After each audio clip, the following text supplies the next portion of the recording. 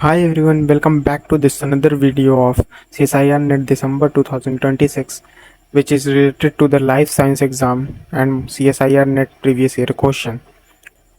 और ये जो वीडियोस होती हैं वो 10 से 15 मिनट की होती हैं, पूरे दिन में एक बार अपलोड होती है मॉर्निंग में आपके लिए।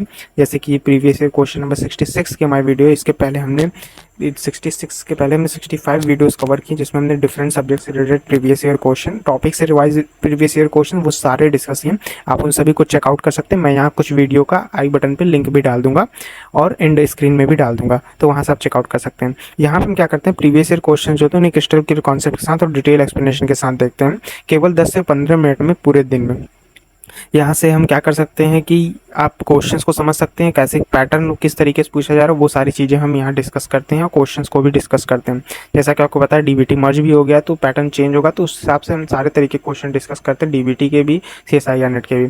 तो आई होप आपको इस सीरीज से बहुत हेल्प मिल रही होगी। तो आपको बस चैनल को सब्सक्राइब और वीडियो को लाइक करना ये जरूर से कर दीजिएगा, क्योंकि इसी से हमें मोटिवेशन मिलता है और आपके लिए हम हमेशा डेली वीडियो ला पाते हैं। तो चलिए स्टार्ट करते हैं। एक छोटे से कोटेशन के साथ हम अपने वीडियो को स्टार्ट करते हैं। जैसा कि आपको पता है, अगर आप डेली जुड़ रहे हैं और नहीं जुड़ रहे हैं तो आपको आगे से पता चलेगा। तो पहला ही कोटेशन यही है कि you are exactly where you supposed to be, यानी आप एकदम उसी जगह पे जहां आप सोच रहे हैं अपने आप को। अगर आप सोच रहे हैं कि आप एकदम बेसिक से तैयारी कर रहे हैं तो आप वहीं पे रह गए हैं, और अगर आप सोच रहे थोड़ा सा आप आगे बढ़ना चाहते हैं तो वहाँ से अब आपको आगे निकलना होगा। तो आप उसी जगह पे जहाँ आप अपने आप को सोच रहे हैं। तो चलिए अब आगे बढ़ते हैं और अपने क्वेश्चन को डिस्कस करते हैं। आपके क्वेश्चन एक एक करके स्क्रीन पे शो होंगे, आपको उसके जवाब देने हैं। तो फर्स्ट क्वेश्चन यहाँ पे क्या कह रहा है, पहले इसको समझते हैं। यहाँ क्या कह रहा है कि frequency of the cell population that undergoing mitosis mitotic index indeed is convenient way to estimate the length of the cycle order to measure the cell cycle in the liver of the adult mouse measuring the mitotic index। ये numerical का question है। यहाँ बस इतना simple सा एक formula लगेगा कि observe that only 3 out of 250, यानी टोटल सेल्स हमारी 250, उनमें से 3 क्या कर रही हैं, माइटोसिस में गई हैं, और टोटल टाइम लग रहा है 30 मिनट, और सेल साइकिल हमें हम बतानी है, total length of cell cycles हमें बतानी है। तो इसका एक सिंपल सा फॉर्मूला क्या होगा, माइटोसिस में जो आपकी सेल गई हैं टोटल उनको बताना है, और टोटल सेल आपको बतानी है यहाँ पे कितनी सेल आपकी गई हैं। उसके बाद क्या करना है कि माइटोसिस का आपका टाइम बताना है यहाँ पे, और टोटल सेल बतानी है, टोटल सेल बतानी है। तो अब यहाँ से हमको क्या करना है, यहाँ पे हमको टोटल सेल मिल गया। माइटोटिक सेल कितनी है, माइटोटिक सेल आपकी कितनी है यहाँ पे, तो माइटोटिक सेल जो है वो हमारी हैं करीब 3, टोटल सेल हमारी 250 है, और माइटोटिक टाइम कितना लग रहा है, माइटोटिक टाइम जो हमें लग रहा है वो कितना होगा, यहाँ से एक बार चेकआउट कर लेते हैं। यहाँ पर दे दिया है कि 30 मिनट, तो यहाँ पे 30 हो जाएगा, और टोटल सेल हमें अब बतानी है। तो यहाँ पे टोटल सेल निकाल लेते हैं, तो 30 इंटू में 250 अपॉन में 3, तो ये कितना आ जाएगा, लगभग 2500 मिनट हो जाएगा, और इसको आवर में कन्वर्ट करेंगे तो 41.67 आएगा। तो ये कितना हो जाएगा, ये आवर में, यानी अप्रॉक्स कितना 42।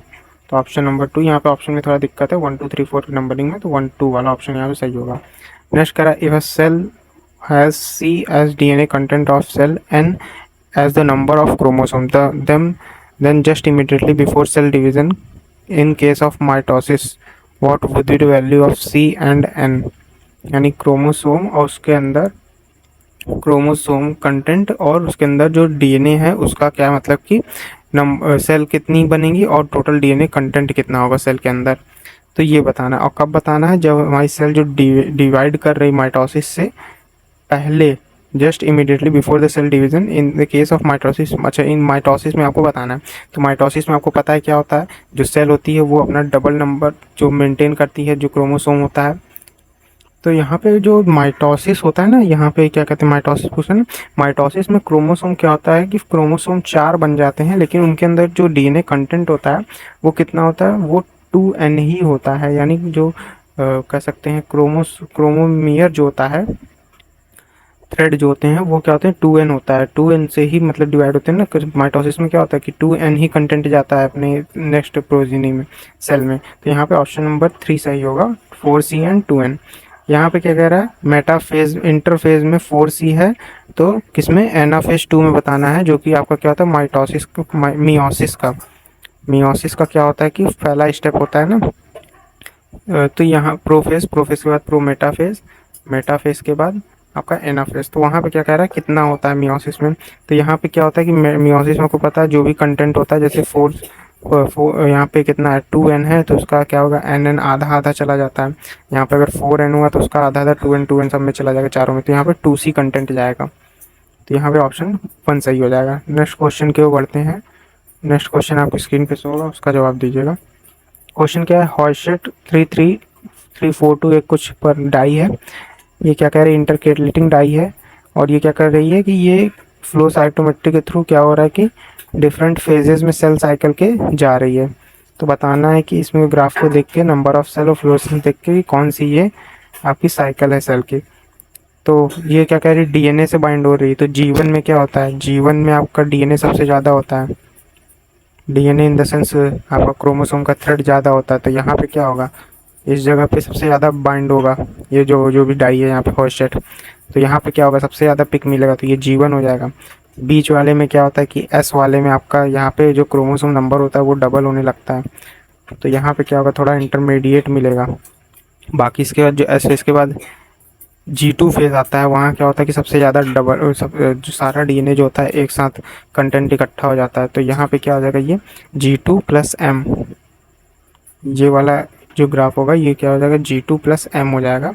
क्योंकि यहाँ पे क्या होता है, क्रोमोसोम नंबर डबल हो जाते हैं प्रॉपर अच्छे तरीके से दोनों में, और फिर यहाँ से कम होने लगते हैं। तो यहाँ पे कौन सा होना चाहिए, 3 वाला, नहीं सॉरी सेकंड वाला। एक्सिस क्या है, G1 है, वाई क्या है, S है, और जेड क्या है, G2+M है। बढ़ते हैं नेक्स्ट क्वेश्चन की ओर। नेक्स्ट क्वेश्चन भी अब स्क्रीन पे होगा, शायद ग्राफ से ही, हाँ ग्राफ से रिलेटेड है। यहाँ क्या कह रहा है, population of proliferating cell stain with DNA binding. ये भी फ्लोरेसेंट डाई से कर रहा है अप्रोच और डीएनए बाइंड कर रहा है। तो फ्लो साइटोमेट्री यहाँ पे भी की गई। तो यहाँ पे बताना है फिर से कि कौन सा ग्राफ होगा। तो ये वापस से यहाँ क्या कर रहा है, कोई डाई ली गई उसको यहाँ पे अटैच किया गया।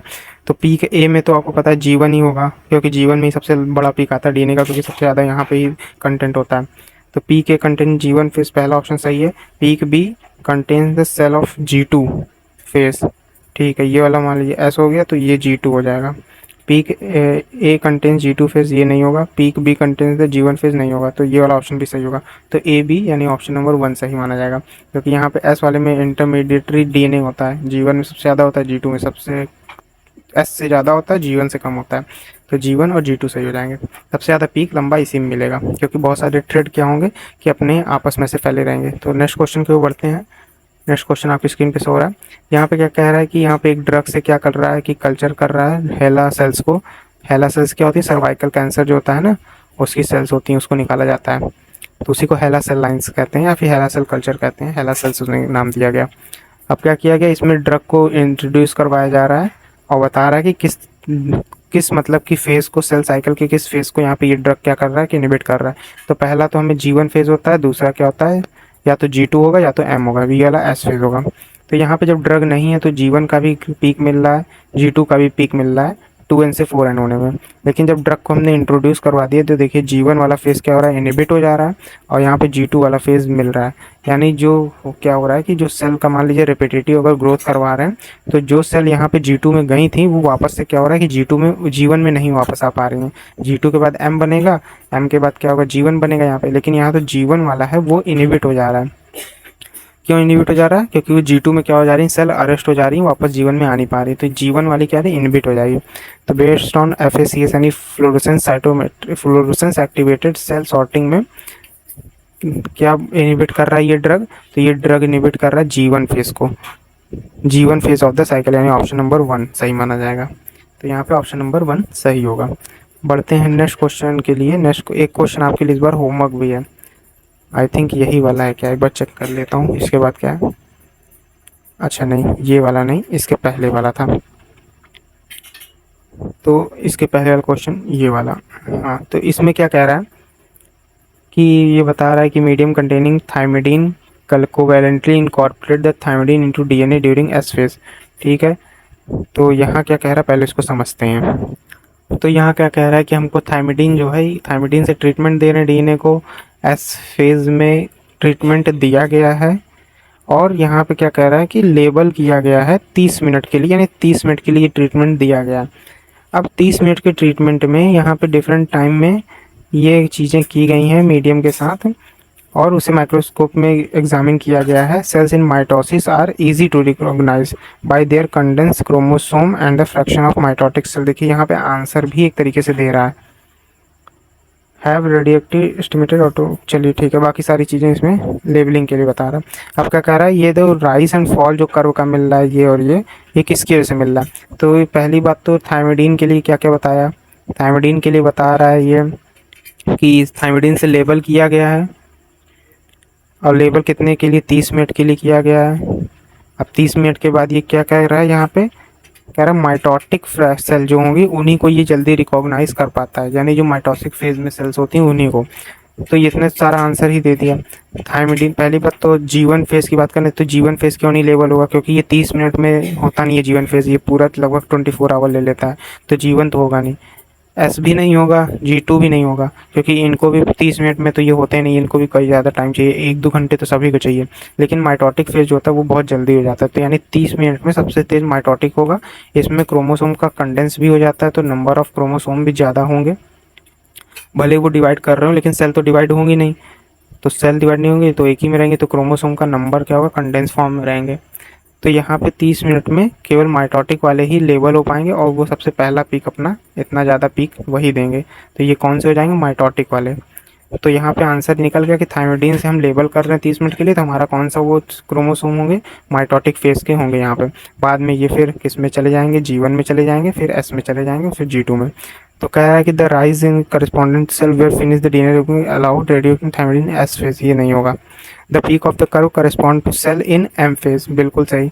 The rise curve 20 minute correspond auto apoptotic phase, नहीं है, ऐसा कुछ नहीं होता। थायमिडीन से अपोप्टोटिक फेज नहीं देखा जाता सेल साइकिल में। The fall in curve after 10 minutes indicate the cell existing M phase, नहीं, वो क्या करेंगी, एग्जिस्ट नहीं कर रही है M फेज से। और खासकर 10 मिनट के बाद कहाँ से, 30 मिनट का ट्रीटमेंट दे रहे हैं, 10 मिनट के बाद कहाँ से हो जाएगा। तो यहाँ पे ऑप्शन जो होगा वो सबसे सही 2 वाला ही है, क्योंकि ये जो पीक मिल रही है वो M फेज की वजह से ही मिल रही है। तो आई होप आपको ये सही से एक्सप्लेनेशन समझ में आया होगा। आगे बढ़ने से पहले बस आपको 2 काम करना है कि चैनल सब्सक्राइब करना है, लाइक करना है वीडियो को, और शेयर करना अपने फ्रेंड्स के साथ, जैसे वो भी देख सकें। टेलीग्राम ग्रुप से जुड़ जाना, यहाँ पे सारी नोट्स और ये सारी चीज़ें एक्स्ट्रा जो होती हैं वो सब मिल जाएंगी। तो चलिए बढ़ते हैं नेक्स्ट क्वेश्चन की ओर। वो आपको क्या करना है, वो आपके लिए होमवर्क है, करके कमेंट करिएगा किसको कितना आया, हम बाकी डिस्कस करेंगे। ये क्वेश्चन है ग्राफ से रिलेटेड, ये आज के सारे क्वेश्चन थे, ये क्या है, होमवर्क है। तो आई होप आज का ये सेशन समझ में आया होगा। तब तक के लिए आप सभी को थैंक यू। मिलते हैं कल के वीडियो में। कल क्या है कि कल डिफरेंट क्वेश्चन को हम डिस्कस करेंगे, हो सके तो यही टॉपिक कंटिन्यू करेंगे, नहीं तो आप सजेस्ट कीजिएगा कौन सा टॉपिक करना है, तो उस पर हम डिस्कस करेंगे। तो मिलते हैं तब तक के लिए कल के वीडियो में। तब तक के लिए सभी को गुड बाय एंड सभी को टेक केयर।